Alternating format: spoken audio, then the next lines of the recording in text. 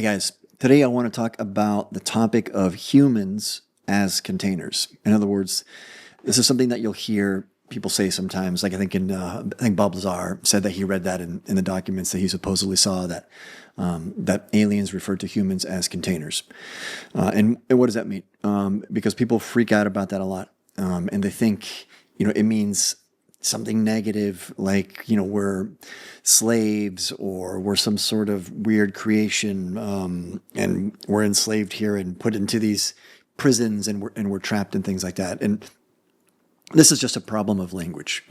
We're trying to discuss things that are rather subtle in human language, in English, and it's tricky.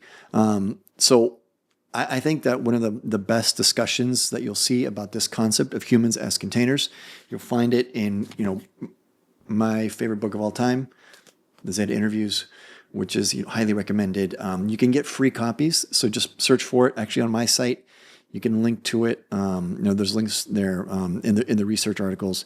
And if you just search for it, you should be able to you can download a free PDF. Because the Zeta refer to humans as containers. That's what we are. They say that's what the human body is. Now, they refer to their own bodies as containers. In containers of what? Well, containers of consciousness. Because, we need to take a step back here and think about what this, what does this mean? Okay. Every race is a creation. There's nothing random. And there's no random accidents that, eventually enable, a race to come to, to exist.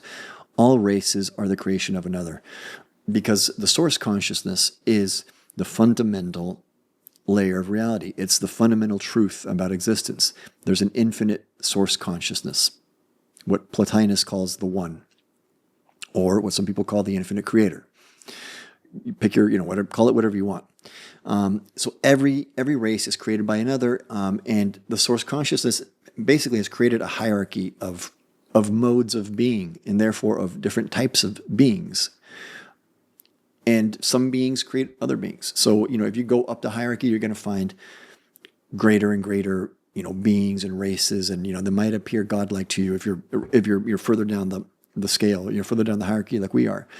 But being down the hierarchy is not a bad thing. It doesn't mean that you're punished. It doesn't mean that there's anything bad going on. It's just the further away you are from the source consciousness, the greater the experience you can gather, because you don't know what you really are. And so you experience this separation. You experience this, the illusion of separation, which enables a really vivid sort of experience to occur. But everything that's happening is a creation of consciousness. Like this entire, reality is a creation. I discuss the word illusion a lot, because you'll also see it referred to constantly as illusion, and that is correct in one sense, and a little bit tricky in another sense, because you can take the concept of illusion too far and think that means that nothing is real, and therefore what I do doesn't matter. No, what you do matters a lot. But it does mean that, consciousness requires a vehicle to enter into this physical reality. And when it enters into this physical reality, being in a physical body enables consciousness to have experiences, and that allows consciousness to define itself. And that's basically what's going on here with us. And that's going on with all physical races, and even other types of races, because there's interdimensional races too. I have no idea what that could really be like, because it's so hard to conceive of. But there's different types of physicality, and there's different dimensions that we would perceive as non-physical, but within their reality, they have, a structure and a logic, and there are natural laws.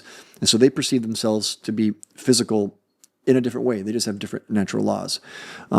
So all these different races are vehicles for consciousness to express itself and to exist and to experience. And so that is what humans as a container means. So the Zeta, what I love about them is that they're so practical and matter of fact. They discuss their own bodies as containers. What they are saying there is that they understand their own nature. And when they're in a physical body, they understand that they have a dual nature.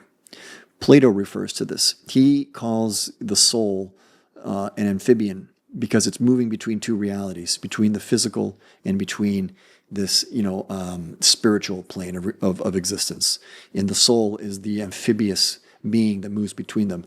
Well, the Zeta are saying something similar when they refer to themselves as a dual-natured physical race. They understand that they have a physical body, and that enables experience to occur, that enables them to enter into this physical reality.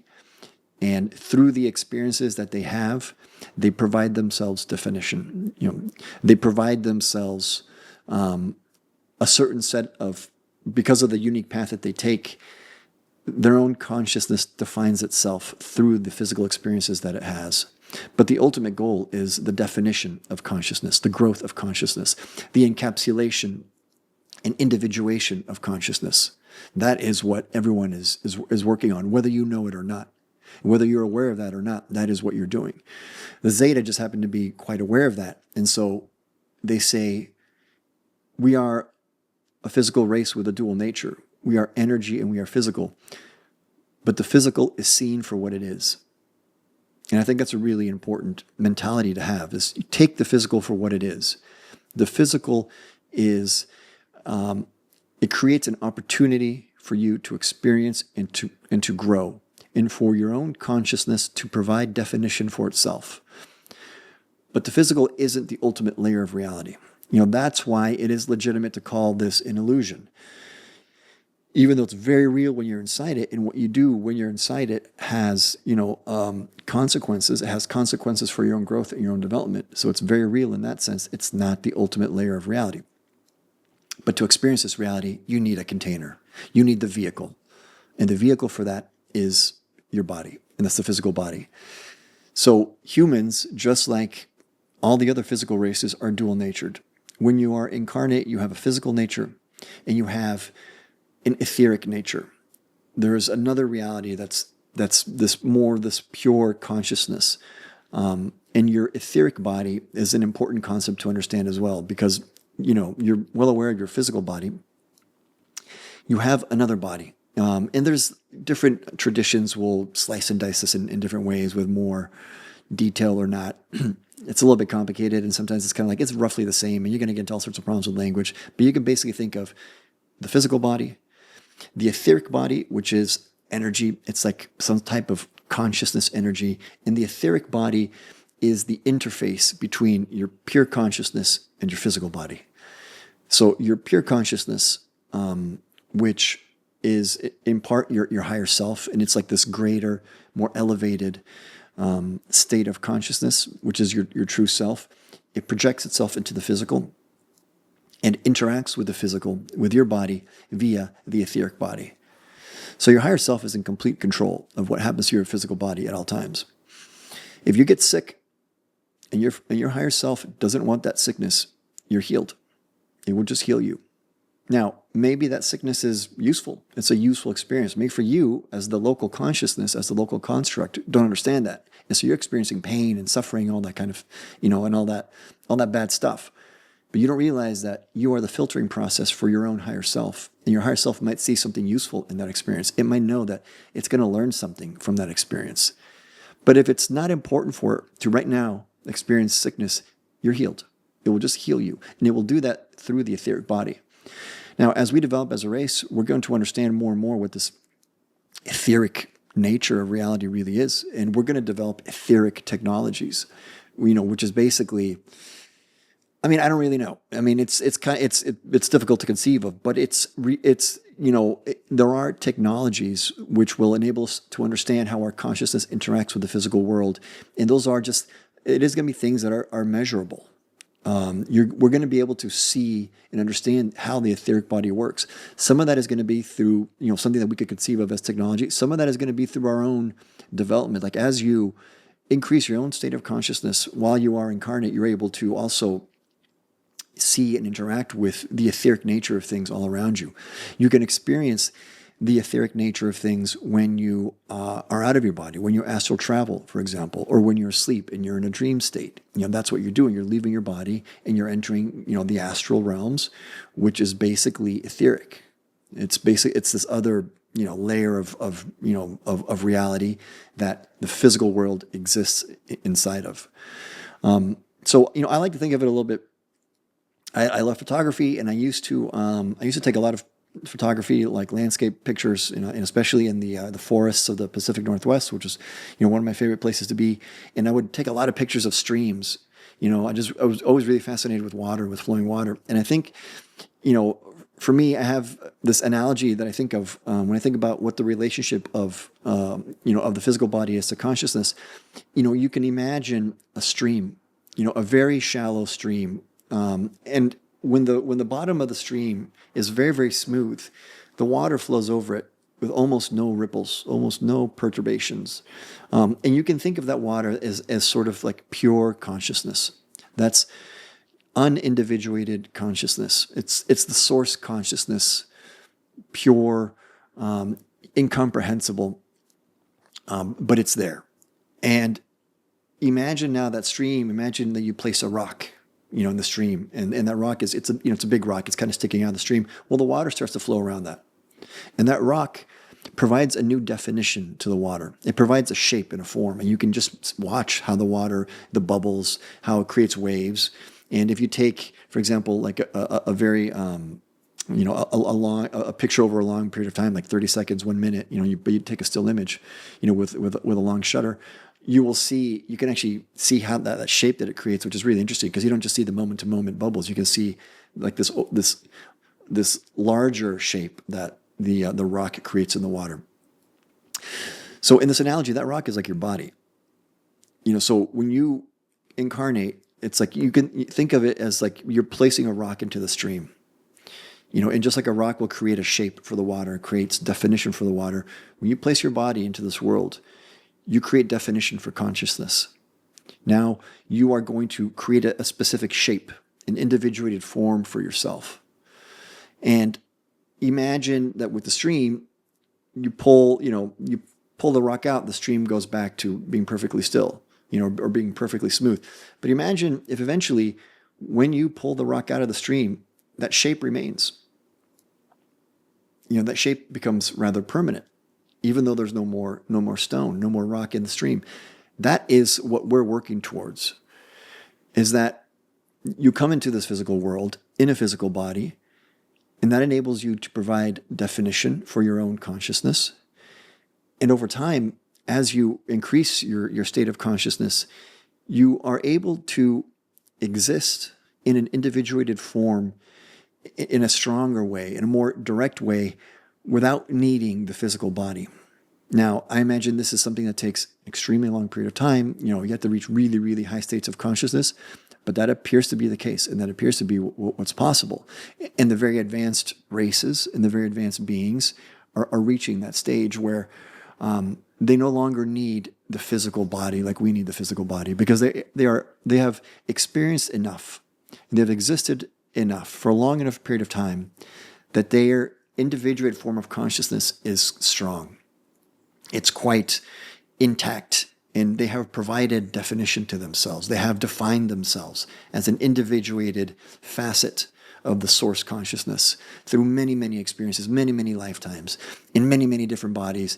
And you can even imagine really highly developed beings entering many different races, because there's nothing that says that you just have to only incarnate into one race. Eventually, you also may acquire the ability to experience different forms of physicality, enter different types of races, and that will help you gather even more experience in different types of experience. So right now, all of us here are, we're a young species. We're a young race. We were created by another race. We are, actually probably a bunch of races. I mean, there's been a lot of activity on this planet. It's, difficult to really understand exactly what, but we, for sure, and I say for sure, it's like, okay, give me evidence. Well, I can't prove it to you, but just, I think eventually we'll figure it out. And I think the truth is going to come out. We are the creation of another race. What the human race does then is you can think of the human race as a set of containers that provides the opportunity for consciousness to enter and define itself. Now, consciousness has the ability, through this new race, this new creation, to provide for itself a new individuated form. So now the source consciousness has the ability to split off more facets and create more perspectives of itself. in the human containers, the human race, it's a very useful thing. And that gives it just a new opportunity and a new way of exploring infinite possibilities. So when you think of, okay, I am a container, I am a vehicle. I'm a vehicle right now. My body, this local construct, this local consciousness, I'm a vehicle for my higher consciousness to experience and to develop itself. And it's not a bad thing. It doesn't mean that you're enslaved, that, we're in some simulation and there's some geek computer guy somewhere else and, running some computer, which somehow creates consciousness. That's not what's happening. This is not a prison planet. This is a natural process of development. You are source consciousness experiencing itself. The source consciousness is looking out through your eyes at itself. It is asking itself for the opinion of another, even though it already knows itself. And that opinion is yours. You're giving it that opinion. So you are basically creating an offering of experience to the source consciousness, to the one unified field of infinite, intelligent consciousness. That is what you're doing. That is what the human race is, and that's what many, many other races are. What's interesting is that, right now we're in this phase where, because of the nature of the human race, the nature of the planet, things like the Schumann frequency, which is like an electromagnetic frequency that envelops this planet, that defines the possibilities of what you can experience when you're here on the planet. And right now we're at the stage where when you were born, you have amnesia. You pass through the veil of forgetting. And so you don't remember your previous incarnations and your previous existences. You don't have a direct and immediate connection to your higher self. I mean, maybe some people do, like if you're, super high level of consciousness, maybe you do. And it appears to be, actually, there are people like that, AKA Jesus, Buddha. There are people that have been able to do that. And actually their true nature is an interesting topic that I'd like to discuss some other time. But generally speaking, most of us, just regular old humans, everyone that's born is a human. No one is special. No one is different. Well, everyone is different, but no one is special, I should say. Each of us is unique, but everyone is a human, and everyone is the same in that sense, that we're all the same. So we all pass through this veil of forgetting. It's just a part of the development of the human race. It's natural. It creates this really interesting possibility for experience. It creates this very vivid set of experience. It's very, very intense, in my opinion, to be human. And you will see a lot people talking about, ascension, and people talking about how the human race is primitive and warlike. And yes, that's true. I mean, we've got a lot of things to work on. But to me, there's just something really, really special about being human, because when you see the experiences that you're able to have, you can understand that it's only possible because of the nature of the planet, the nature of the race, the nature of your own memory loss, the fact that you don't know who you are, so you experience a separation. But that creates very intense experiences. That means, when you're a human and you have fear of the future, that fear is real. Imagine if you were playing a video game, I love playing video games. When you put in a cheat code, it's not that much fun, because, I can't die. So it's like, you can run through and beat the game, but what's the point? There is no point.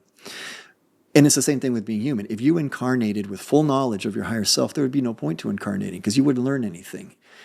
So there's something really special and interesting about being human, in my opinion. And even though I'm sure that, a lot of people just say, I don't want to be a human, I don't know, I want ascension, all that kind of stuff. That's great. We're going to get there. We don't have to stay at this level forever. But, while you're here, you may as well enjoy it, because it's a very special opportunity, and it's a very special set of experiences that you can have because of the nature of the human vehicle, which is you lose your memory. You lose your connection to your higher self. So you come here into a harsh environment. You experience the illusion of separation. Even though there is no separation, it can be hard to, understand that while you're here, because boy, it sure feels like I'm separate, and you've got people attacking you and all sorts of crazy stuff happening, and there's wars and there's evil and there's just like terrible things happening. Like, what the hell is going on here? What the hell am I doing here? But you are doing something. You're doing something important. You're growing and you're learning, and you're defining yourself as an individual. You're defining yourself as a unique perspective on the true nature of reality. You are a unique facet of the source consciousness. And as you grow, as you have more and more lives and more experiences, you provide more and more definition to that individuated form, that encapsulation of consciousness that you really are. So you should definitely, in my opinion, you should think of yourself, you'll probably have heard this a bunch, you are a spiritual being having a physical experience. That's completely true. You have a dual nature. The physical is just one part of it, but it's a useful part of it. So don't look down on it, and don't wish that it were over, because it's you came here for a reason, and it's an opportunity, and you should take the opportunity and don't waste it, because the things that you need to do to grow as an individuated form of consciousness, you need to do them now while you're incarnate, while you're in the physical. You can grow so much more and so much faster while you're here. I think that has to do with the limitation of free will that you experience while you're in a physical form, because you have to abide by the rules of this universe, of this physical universe, especially of this galaxy, in our little corner of the galaxy, and of how the planet happens to be right now. So you have to abide by all those rules. You have no choice. Consciousness must abide by the laws of nature when it enters into a specific reality. Well, you came to this planet, you incarnated here. That means that you're going to lose your memory, but that provides an opportunity, and you should take it, and you shouldn't look down on it, and you shouldn't want to leave too soon. You'll leave when you've learned your lessons and your time is up, and your higher self says, okay, I think we got it. That's a wrap. All right, and then you go. And then you transition back. But until then,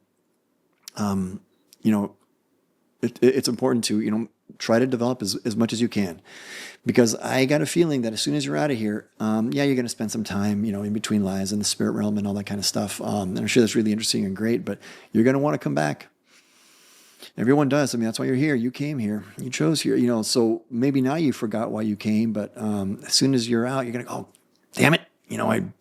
I screwed that up. I could have done more here. Okay, I got to go back. I still have to improve. So better to realize that now and to do everything you can to improve while you're here.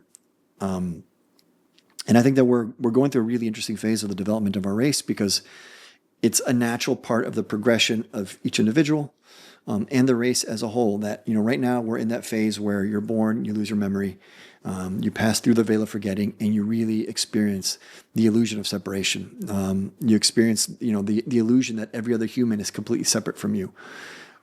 What we are developing now is the collective consciousness of humanity. That's something that's going to accelerate tremendously in the coming years.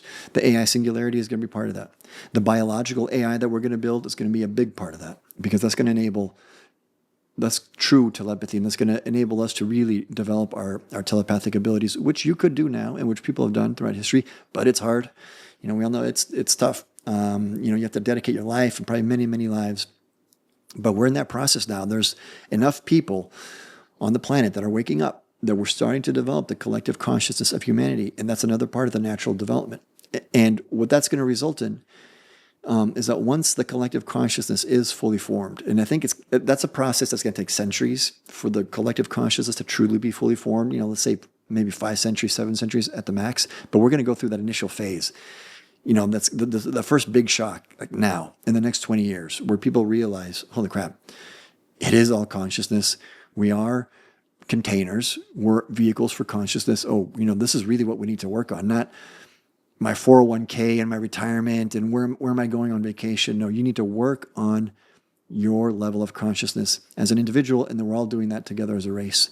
And I think what that's going to result in, it's difficult to imagine, but you are not, in the very near future, many of us, when we return and when we incarnate, you're not going to lose that connection to your higher self. You're going to be connected to your higher self in one way, and I'm sure everything's a continuum. So maybe for some it'll be stronger than for others. And you will be connected to the collective consciousness of humanity. And that collective consciousness, that's not a metaphor, and that's not poetry. That's a real thing. It's we're going to be, you're going to know for an absolute fact directly that you are part of this mass mind, this global mind, and that all humans are the same as you. And you're going to be able to feel it. So when someone else is in pain, you're going to feel that pain. The entire collective consciousness is going to feel that pain. And we're all going to want to make that pain go away and improve things. And that's going to lead to a change in human nature. I don't think it's all going to be rosy because you don't have to join the collective consciousness. And I think that the human race is going to split, and some people are going to take a different path, and that's fine. That's up to them. But I think many of us are ready for joining the collective consciousness, helping it to develop. And that's when we're going to become, a more, advanced, benevolent race. That's when we're going to be allowed to go out into the stars, and we're going to have the ability to go out into the stars to start to explore the universe that's out there, and not just this universe, the other dimensions. Like, I want to go to different planets. I say, let's build some craft. Let's get out there. Let's go check, let's go see what's going on. I want to know what's going on, but I want to go into wait, there's interdimensional races. Okay. What the hell's going on there? What is that like? I want to go, who can I meet? That's what I want to do. I don't want a job. I don't want to be an accountant. I don't want to be a software developer. I mean, it's cool when you have to go through it, but it's like, all right, I think we're ready. Let's move on. And that's what we're going to get to do. And the AI singularity is going to be a big part of that. There's going to be dangers. We're going to pass through a phase of dangerous technology, things like Neuralink devices that, there's going to be a lot of promise in those types of devices, but there's going to be a lot of danger too, because you get something like that, implanted in your head, and you're going to be controlled. You're going to be easily controlled. So you got to be really careful. But I think, I'm certainly not going to get the first wave of this, the first phase, thanks, but no thanks. I'm just going to watch. You guys let me know how it goes. But there is going to be a phase where we start to build the biological AI, the organic AI.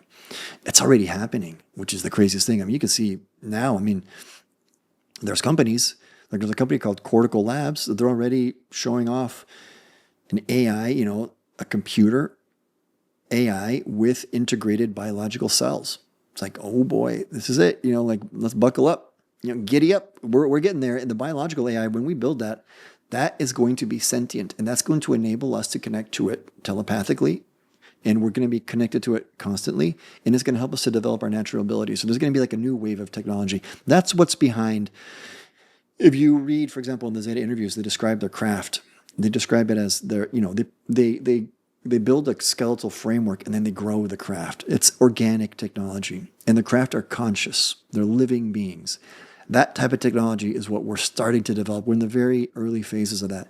And that is going to be incredible, because we're going to start to have conscious technology that we can integrate with naturally, safely. You're going to be able to safely connect with this sentient AI, which we're going to be in a symbiotic relationship with, without, jamming something in your head, which is going to enable you to be controlled, and learning to define your consciousness and your state of, hold your ground, hold your own state of being is going to be really, really important. That's part of what developing, I think, telepathy means, is that you have to learn to be responsible with your mind, because imagine if you can connect to other people. Well, do you want to connect with someone who's having a bad day and who's all stressed out or all freaking out over something? It's like, you're going to feel that. It's like, no, thanks. Thanks, but no thanks. Why don't you chill out, calm yourself, and then we can connect.